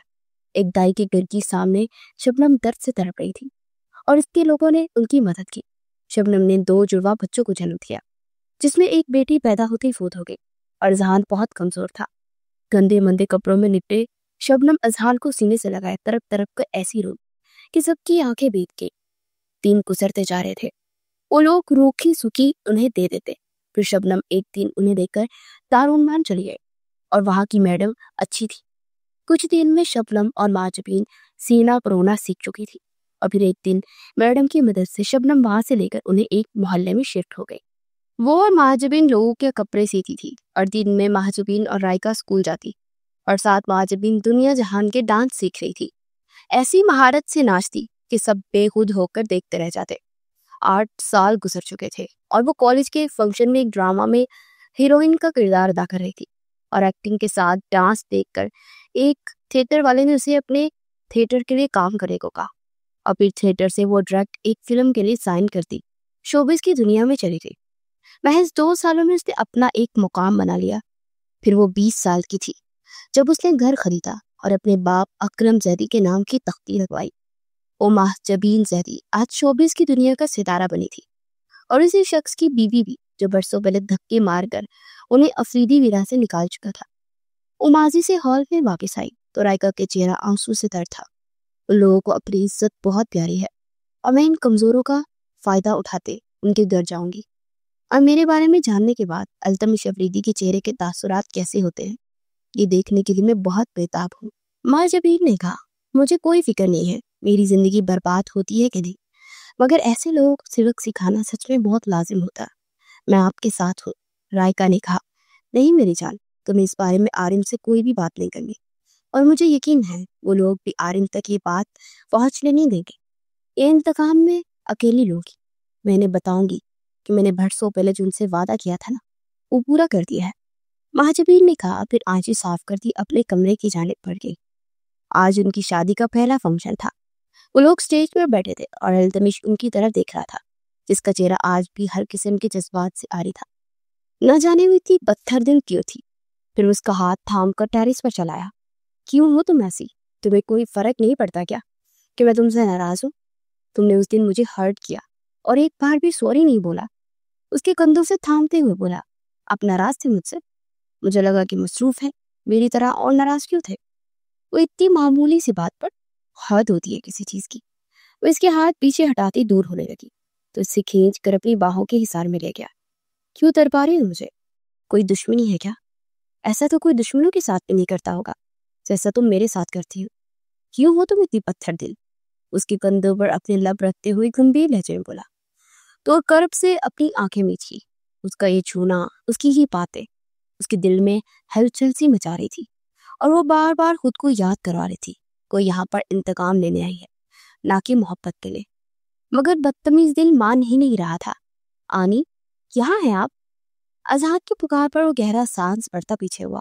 او آئی ایم سوری، غلط ٹائم پر لگتا ہے انٹری کرتی، لیکن بہت ضروری کام ہے تو آپ کی بیگم صاحبہ کو لے کر جا رہا ہوں، اذہان نے کہا، اور پھر اس کا ہاتھ تھامے نیچے کی جانب پڑ گیا۔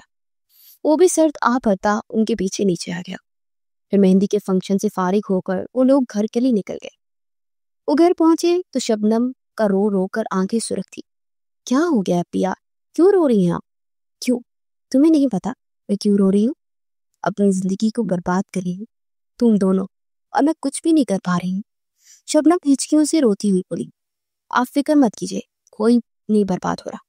وہ اپنائیں گے اور اپنے گھر میں لے کر بھی جائیں گے، کیونکہ التمش افریدی کو اپنا نام نسب بہت پیارا ہے، اور اپنے خاندان کے وقار پر کوئی بھی داغ برداشت نہیں کر سکتا، اور میں ان سے کوئی ذاتی انتقام نہیں لے رہی۔ آپ کا حق لینے کے لیے سب کر رہے ہیں۔ ہمارے ساتھ جو کچھ بھی ہوا میں اسے بھول جانا چاہتی ہوں. میرا صرف اور صرف فوکس اس بات پر ہے کہ اذہان کو اس کے باپ کا نام ملے اور عازم افریدی پوری دنیا کے سامنے اسے اپنا بیٹا تسلیم کرے. چھوڑ دو اس مقصد کو. کل میں شادی پر نہیں جاؤں گی اور میرا نہ جانا ہی بہتر ہے.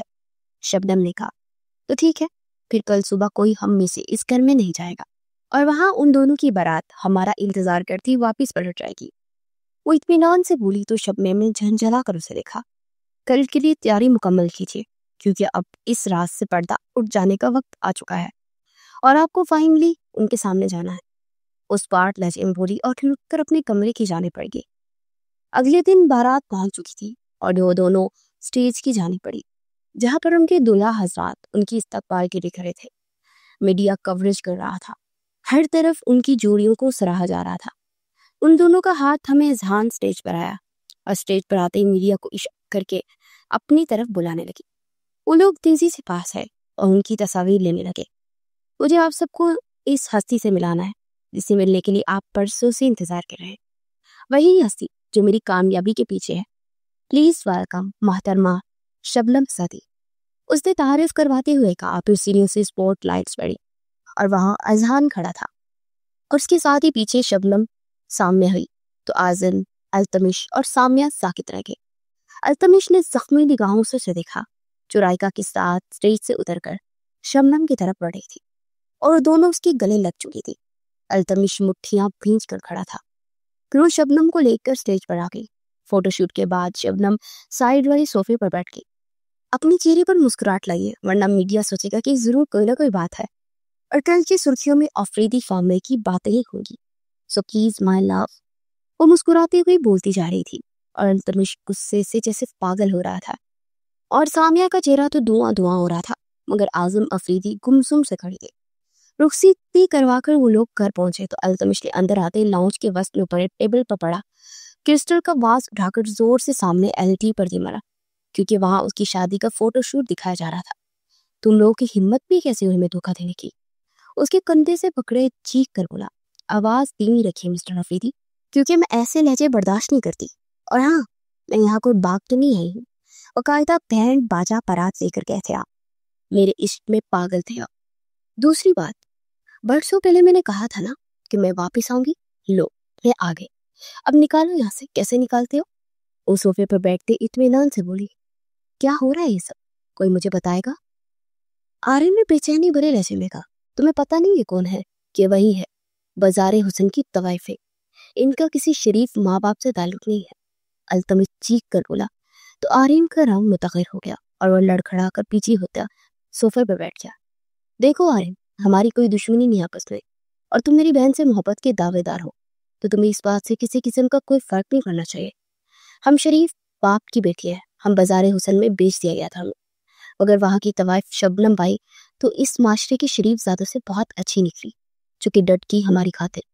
پوچھیے اپنے بھائی سے جس دن ہم بیچی گئی تھی اس دن اسی کوٹے میں تھے اور میں خریدنے والوں کو پیسہ دے کر انہوں نے خرید کر شبنم بائی کو دے دیا. پتا ہے نا عاصم بھائی کہ ہم سچ کہہ رہے ہیں کہ جھوٹ. خیر چھوڑو ان باتوں کو. مجھے میرا کمرہ دکھا دیجیے تاکہ میں جا کر کچھ دیر آرام کر سکوں. وہ سکون بھرے لہجے میں بولی اور پھر چلتی ہوئی رائکا کے پاس آئی جو گمسم کھڑی تھی. جاؤ تم بھی اپنے کمرے میں اور تمہیں کسی قسم کی لڑائی کی کوئی ضرورت نہیں ہے. اپنی زندگی کو شروع کرو. اگر آرین تمہیں اپنانا چاہتا ہے تو اس کا ہاتھ تھامنے میں دیر مت کرنا. وہ بولی تو آرین نے اس کا ہاتھ تھام لیا. وہ دھیما سا مسکرا دی. آپ کا بیٹا محبت نبھانا جانتا ہے عازم افریدی. وہ بولی اور پھر ملازمہ کے ساتھ التمش کے کمرے میں آ گئی. التمش غصے سے عازم افریدی کو دیکھنے لگا. آپ کی غلطیوں کی وجہ سے آج ہمارا پورا خاندان مصیبت میں پھنس گیا ہے. طوائفوں میں. وہ چیخا. اور میرے خیال میں ہم جیسے لوگوں سے زیادہ اس بازار حسن کے لوگوں میں انسانیت ہوتی ہے. ہم جیسے لوگ ساتھ برادری نام و نسب کے نام پر ایک دوسرے کو قتل کر دیتے ہیں. وہاں ایسا نہیں ہوتا. عازم افریدی نے تلخ لہجے میں کہا اور سامیہ کی جانب پڑے. فکر مت کر.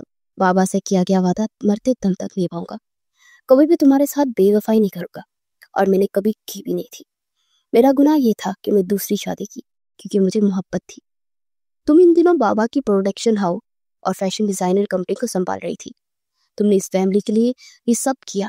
میں مانتا ہوں مگر ایک شوہر کیا چاہتا ہے اپنی بیوی سے تمہیں اس بات کو نہیں پتا، اس لیے میں بھٹکتا ہوا شبنم کے پاس پہنچ گیا۔ جو سکون مجھے تم سے چاہیے تھا مجھے وہاں ملا۔ میں نے شادی کر لی، مگر اس کے حصے میں صرف 2-3 راتیں تھی، مگر باقی کے سارے دن تمہارے ہوئے، اور یہ شبنم نے مقرر کیے تھے۔ میں نے نکاح کے بعد بتایا تھا کہ میں شادی شدہ ہوں۔ وہ بہت رہی تھی، ناراض بھی رہی تھی، پھر اس کے بعد اس نے قسم دی تھی کہ میں اس سے زیادہ تم سے قریب رہوں، اور اس کی وجہ سے میں تمہارے پاس زیادہ وقت گزارتا، مگر تمہارے پاس میرے لیے کوئی ٹائم ہی نہیں ہوتا تھا۔ ہر وقت میرے دیور جی، میرے بابا جی، یہی تمہاری زبان پہ ہوتا۔ جیسے بابا جی کو لگتا تھا کہ میں ایک لوکما ہوں، ویسے تمہیں بھی لگنے لگا۔ شاید اسی لیے تم اپنا مقام بنانا چاہتی تھی اور تم نے بنا لیا، مگر میں سب کو ہارتا چلا گیا۔ اس کی طرف اب بھی تم انسیکیور مت ہونا، کیونکہ وہ کبھی بھی واپس نہیں آئے گی میری زندگی میں تمہاری اجازت کے بنا۔ اگر وہ چاہتی نا تو پوری دنیا کو اکٹھا کر کے افریدی ہاؤس کے باہر دھرنا دے سکتی تھی، مگر اس نے ایسا نہیں کیا، کیونکہ وہ میرے اور تمہارے بیچ کبھی آنا چاہتی ہی نہیں تھی، اور چلی گئی۔ وہ چپ چاپ یہاں سے اور دوبارہ اپنی اولاد کو لے کر یہاں نہیں آئی۔ اگر وہ چاہتی تو اپنی اولاد کے نام پر یہاں پر آ سکتی تھی۔ عاظم افریدی بھی پھٹ پڑے تھے، وہ سر جھٹک کر باہر نکل گیا۔ اس کا کمرے میں جانے کا کوئی ارادہ نہیں تھا۔ وہ وہاں سے نکل کر اپنے فلیٹ پہ پہنچا، جہاں پر اس کی دوست جو کہ ایکٹریس بھی تھے وہاں بھی موجود تھی۔ اس نے غصے میں اپنے لیے الکحل منگوائی اور کتنی دیر بیٹھا اس حرام مشروب کو اپنے اندر اتارتا رہا۔ آپ آج تو آپ کی شادی ہے نا، تو یہاں پر کیوں ہیں آپ؟ مایا نے پاس آتے کے سوال کر ڈالے۔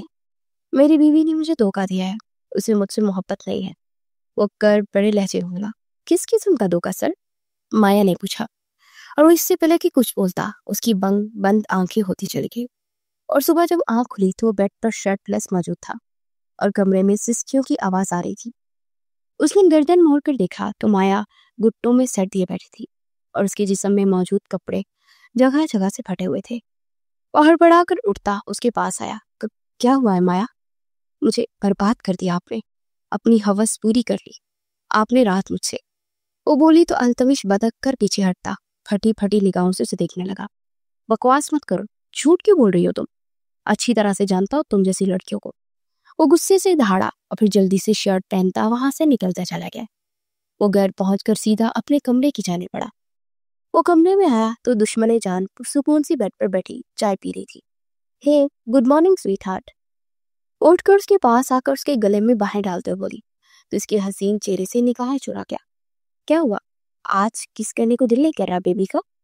تم تو اتنا بیتاب تھے مجھے چھونے کے لیے، اب کیا ہوا؟ کس نا؟ اپنے ہونٹ اس کے چہرے کے پاس لاتے ہوئے بولی تو اس نے کھا جانے والی نگاہوں سے اسے دیکھتے اس کے جبڑے بیچ کر دیوار سے چپکایا۔ تم جیسی لڑکی پر میں تھوکنا بھی پسند نہیں کرتا، تم طوائفوں کا کام ہی یہی ہے، دوسرے کے گھروں میں آگ لگانا۔ وہ تلخ لہجے میں بولا تو اس کی بات پر مہاجبین کا چہرہ سرخ ہو گیا۔ اپنی حد میں رہے مسٹر التمش، میں نے آپ سے پہلے بھی بولا کہ میں طوائف نہیں ہوں۔ وہ تب کر بولی پلیز میرے منہ مت لگو، میرا دماغ پہلے ہی بہت زیادہ خراب ہوا ہے۔ وہ غصے سے بولتا واش روم کی جانے پڑ گیا۔ وہ فریش ہو کر باہر لاؤنج میں آیا ہی تھا کہ اسی وقت انسپیکٹر عمر اندر داخل ہوئے۔ Mister Altamash Afridi, you are under arrest, وہ بولا تو سب چونک کر کھڑے ہو گئے۔ کس جرم میں؟ عاظم افریدی غصے سے بولے، مس مایا کا ریپ کرنے کے جرم میں۔ انسپیکٹر کی بات پر سب نے بے یقینی سے اسے دیکھا تو کرب سے آنکھیں میچ گیا۔ میں نے کچھ نہیں کیا انسپیکٹر، وہ لڑکی جھوٹ بول رہی ہے، وہ غصے سے بولا۔ سارے ثبوت آپ کے خلاف ہیں اور مس مایا نے خودکشی کرنے کی کوشش بھی کی ہے، انسپیکٹر نے کہا، پھر اس کو ہتھ کڑی پہنا کر باہر لائے تو وہاں میڈیا پہلے سے موجود تھا۔ اس طرح طرح طرح کے سوال ہو رہے تھے اور وہ جیل میں بیٹھا جل کود رہا تھا۔ 3 دن گزر چکے تھے۔ انسپیکٹر عمر نے اس کے خلاف ثبوت مزید مضبوط کر دیے تھے۔ وہ پریشان تھی کھڑی تھی کہ اذہان اس کے پاس آیا۔ آنی چلیے، اس گھر میں اب آپ کے لیے یہاں پر کچھ نہیں رکھا، اس نے کہا تو زخمی نگاہوں سے دیکھنے لگی۔ نہیں اذہان، التمش کے لیے وقت بہت گھٹن ہے، اس کے لیے نام سب کچھ بہت اہم ہے، اب میں اس کا یہ داغ مٹانا چاہتی ہوں۔ وہ بولی آپ کو لگتا ہے کہ وہ انسان بے گناہ ہے؟ آپ شاید دیکھ نہیں رہے کہ سارے ثبوت ان کے خلاف ہے۔ اذہان نے کہا، اے اذہان، میرا دل کہتا ہے کہ اس نے کچھ بھی غلط نہیں کیا، ہمیں معاملے کی تہ پہ تک پہنچنا چاہیے اور تم میری مدد کرو گی نا؟ اس نے کہا تو اذہان نے لب بھینچ کر سر اسبات میں ہلایا۔ باہر کھڑی سامیہ کی آنکھیں بھیگ گئی. وہ دروازہ کھلے اندر آئی تو وہ دونوں چونکے. تھینک یو ماجوی, تم سچ میں بہت اچھی ہو. شبنم میں تم لوگوں کی بہت اچھی طبیعت کی ہے, سامیہ نم لہجے میں بولی, اور پھر اذہان کے رخسار کو ہلکا سا تھپتھپا کر باہر نکل گئی. اذہان نے اپنے ایک دوست جو کہ جاسوس تھا اس کو ساری سچویشن بتائی تو اس لڑکے کا پیچھا کرنے لگا. 2 دن کے بعد اس نے جو انفارمیشن دی وہ سن کر وہ لوگ چونک گئے, کیونکہ وہ لڑکی انسپیکٹر عمر کی منگیتر تھی. جیسے اسے انسپیکٹر عمر کے خاندان کے بارے میں پتا چلا وہ مزید چونکی, اور اسی دن اذہان کے ساتھ اس کے گھر پہنچی تو دونوں انہیں دیکھ کر چونکے. دھوکے کے علاوہ کچھ نہیں آتا نا آپ لوگوں کو. وہ صوفے پر بیٹھتے ہوئے تنزیہ لہجے میں پڑی تو سب لوگ چونکے, اور مایا نے بے یقینی سے پہلو بدلا. کیا کرنے آئی ہو تم یہاں؟ تم جیسی بےہودہ طوائف لڑکیوں کے منہ نہیں لگتے ہم لوگ. وہ ترک کر بولا, او اچھا, اپنی منگیتر کو التمش کے ساتھ بستر پر سلا کر تم تو بہت اچھے بن گئے اور شریف بھی. ویسے میری طوائف بننے کے پیچھے وجہ نہیں جاننا چاہو گے؟ تمہارے اپنے ہی ہیں انسپیکٹر عمر, تمہارا باپ ساجد صدی جو کہ بدقسمتی سے میرا چاچا بھی ہے. وہ تلخ لہجے میں بولی تو عمر پھٹی پھٹی نگاہوں سے اسے دیکھنے لگا اور پھر نڈال سا ہو کر سر تھام کر بیٹھ گیا. ویسے میرے چچا جی نظر نہیں آ رہے, وہ تنزیہ لہجے میں بولی تو عمر نے نم آنکھوں سے اسے دیکھا. قدرت نے تمہارے ساتھ برا کیا ہے نا, اور دیکھو اللہ نے ہمیں کیا کیا دے دکھائے. بابا کو کچھ عرصے کے بعد فالج کا اٹیک ہو گیا تھا, وہ عرصہ تک اسی طرح رہے اور اللہ سے اپنے گناہوں کی معافی مانگتے تھے, اور آپ لوگوں کو ڈھونڈنے کا بھی کہا مگر آپ لوگ ملے ہی نہیں. اور اس کے بعد پھر میری چھوٹی بہن علیزہ, وہ التمش سے محبت کرتی تھی مگر التمش نے اسے ریجیکٹ کر دیا, اور میری بہن نے غصے میں آ کر سوسائڈ کر لی. اور میں پچھلے 5 مہینے سے مایا کے ساتھ مل کر اس شخص کو بدنام کرنے کے لیے پلان بنا رہا تھا مگر ہمیں موقع ہی نہ مل رہا تھا. اور پھر بالآخر اس دن موقع ملا اور میں نے اور مایا نے اس کی الکحل میں ڈرگس بھی ملا دی تاکہ اسے اتنا نشہ ہو کہ وہ کسی قسم کی مزاحمت ہی نہ کر سکے اور اسے کچھ یاد بھی نہ رہے. اور میں نے وہاں پھر آ کر سے شرٹ لیس بیڈ سے لٹا کر رات پر وہیں انتظار کیا, اور پھر دن چڑھنے کے بعد مایا اپنے کپڑے پھاڑ کر اس کے بیڈ کے پاس بیٹھ گئی اور اس پر ریپ کا الزام لاڑ دیا. اور میں نے سارے ثبوت اس کے خلاف کر دیے, اور میں اس کے خلاف مزید ثبوت اکٹھے کرتا ہی جاؤں گا کہ وہ کسی کو منہ دکھانے کے لائق بھی نہیں رہے گا. انسپیکٹر عمر تنفر بڑے لہجے میں بولا, تمہاری بہن کا وہ گناہ گار نہیں ہے, مجھے معلوم ہے وہ شروع سے ہی ضدی تھی. تمہارے باپ اور تمہاری بہن کے ساتھ جو کچھ ہوا اس کو تم قدرت کی سزا سمجھ کر بری نہیں ہو سکتے. ہمارے ایک ایک دن کا حساب دینا باقی ہے, تمہارا باپ نہیں تو تم تو.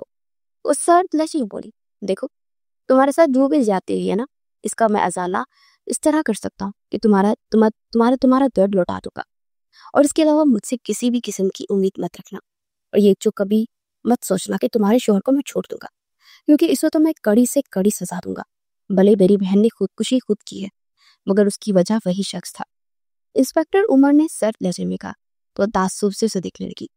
تمہارا باپ اور تمہاری بہن سب کے سب ایک جیسے ہو, صرف اپنے بارے میں سوچنے والے, اور فکر مت کرو, میں اپنے شوہر کو تو اس جیل سے رہا کروا کر ہی رہوں گی. وہ غصے سے بولتی اٹھ کھڑی ہوئی. میں انسپیکٹر عمر ہوں کا معمولی انسان نہیں. وہ متکبرانہ انداز میں بولا, اللہ کو غرور پسند نہیں ہے, سیر کا سوا سیر ضرور ہوتا ہے. انسپیکٹر عمر وہ تنزیہ لہجے میں بولی, اور باہر نکل کر اس نے اپنے گلی میں موجود لاکٹ کو دیکھا جس میں چھوٹا سا منی کیمرہ چھپا ہوا تھا. پر اذہان نے اس کیمرے سے منسلک USB میں موجود وہ ویڈیو ریکارڈنگ نکالی اور اسے جا کر DSP صاحب کو دکھایا تو ان کی پوری فورس حرکت میں آ چکی تھی, اور ویڈیو میڈیا تک پہنچ چکی تھی, اور میڈیا پولیس اسٹیشن پہنچ چکا تھا. DIG صاحب تھانے پہنچے تو انسپیکٹر عمر نے دیکھ کر چونک گیا. ہمیں تم پر فخر تھا, تم ایک بہادر افسر ہو, مگر تم نے اپنی طاقت کا ناجائز فائدہ اٹھایا, وہ بھی اپنے ذاتی انتقام لینے کے لیے. تم سے تمہارا عہدہ چھینا جاتا ہے. DIG صاحب نے دہاڑ کر کہا تو اس نے فقط چہرے سے پیچھے سے آتے مہاجبین کو دیکھا. خود کو بڑا 30 مار خان سمجھتے تھے مگر تم تو گدھے نکلے. تم انسپیکٹر تھے مگر تم نے اپنا سارا پلان بڑے فخر سے مجھے بتا دیا. وہ چبا کر بولی تو انسپیکٹر عمر نے غصے سے اسے دیکھا, پھر وہاں سے سلاخوں کے پیچھے کھڑے التمش کے پاس آئی. 1 ہفتے میں وہ بحال ہو چکا تھا, اور وہ سے باہر نکلی تو وہاں میڈیا ان کا منتظر تھا, مگر کسی کے لیے بھی کوئی سوال کا جواب دیے بغیر اس کا ہاتھ تھامے کھاڑے کی جانب پڑ گئی. گھر پہنچے تو سامیہ اور عازم افریدی باہر کھڑے ان کا انتظار کر رہے تھے. آپ کا ہماری فیملی پر بہت بڑا احسان ہے جس کو ہم کبھی نہیں چکا سکتے۔ سامیہ نے ان کے ہاتھ کو تھامتے ہوئے کہا تو وہ ہلکا سا مسکرا دی۔ پھر وہ کمرے میں آ گئے۔ التمش تو آتے ہی نہانے چلا گیا۔ وہ نہا کر باہر نکلا تو مہاجبین صوفے پر بیٹھی اپنی نیلز ٹرم کر رہی تھی۔ تمہیں کیا لگتا ہے تمہارے دھوکے کو معاف کر دوں گا؟ میں معافی مانگ بھی نہیں رہی، وہ بنا کر بولتی پلٹنے لگی کہ التمش نے اسے بازو سے کھینچ کر دیوار سے لگا تو اس کے لبوں کو اپنی دسترس میں لے لیا۔ اس کی سینے پر موقع برساتے اسے پیچھے کرنے کی کوشش کر رہی تھی، مگر اس کی شدت بڑھتی ہی جا رہی تھی، یہاں تک کہ ہونٹ زخمی ہو گیا۔ پھر وہ پیچھے ہٹا اور اس نے ٹیبل پر پڑے ٹیشو باکس سے ٹیشو نکال کر اس نے نچلے لب پر رکھا تو ناک گواری سے اسے دیکھنے لگی۔ اس کی حسین نگاہوں سے وہ نگاہیں چرا کر پلٹا اور سگریٹ کیس اٹھا کر باہر نکل گیا۔ وہ جھولے میں بیٹھا عالم کے متعلق سوچ رہا تھا۔ اس نے رائکا کو نہ صرف اپنایا بلکہ بہت باتوں پر پردہ بھی اٹھایا۔ وہ خود سے شرمندہ تھا۔ اگلے دن صبح مہاجبین اٹھی تو باہر ایک رونق لگی تھی۔ وہ منہ ہاتھ دھو کر نیچے آئی تو وہاں بیٹھی سامیہ کے ساتھ باتیں کرتی شبنم کو دیکھ اس کے قدم ٹھڑک گئے۔ اذہان اور عالم سر جوڑے کوئی بات کر رہے تھے اور التمش عازم افریدی ایک سائڈ پر بیٹھے لیپ ٹاپ پر لگے تھے۔ وہ الجھی سی اٹھ کر کچن کی جانب پڑ گئی۔ پھر شام کو شبنم واپس لے گئی تو وہ بے چین سی آ کر ان کے پاس بیٹھ گئی۔ یہاں پر کیوں بیٹھے ہو؟ گھر کیوں نہیں گئے ابھی تک؟ وہ جھنجھلا کر بولی، کیوں بھائی تمہیں کیا تکلیف ہے؟ اور اب سے میری بابی یہی رہیں گی، تمہیں کوئی اعتراض ہے؟ التمش نے اس کے پیچھے آتے ہوئے کہا تو اس نے آنکھیں پھاڑ پھاڑ کر اس خڑوس کو دیکھا جو کہ مسکرا رہا تھا، اور شبنم کی آنکھوں میں بھی خوشی اور نمی تھی۔ سچ؟ وہ نم لہجے میں بولی تو شبنم نے سر جھکا لیا۔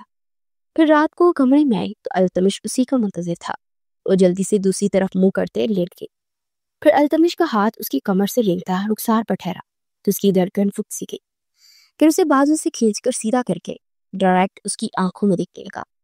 نگاہیں کیوں نہیں ملا رہی ہو؟ ہمت نہیں ہے کیا؟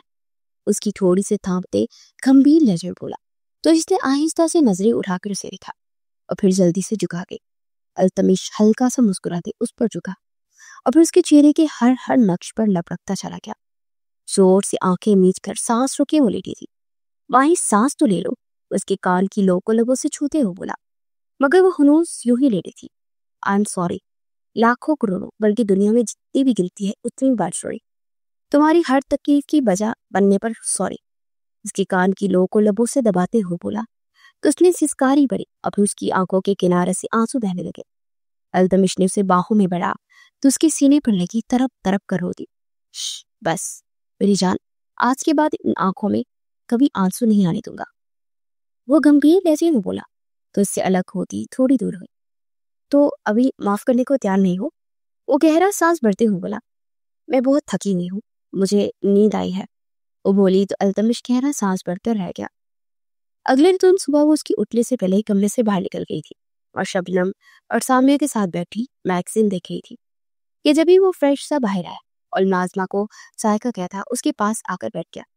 اس کے بیٹھنے پر جلدی سے اٹھی اور باہر سوئمنگ پول ایریا میں آ گئی۔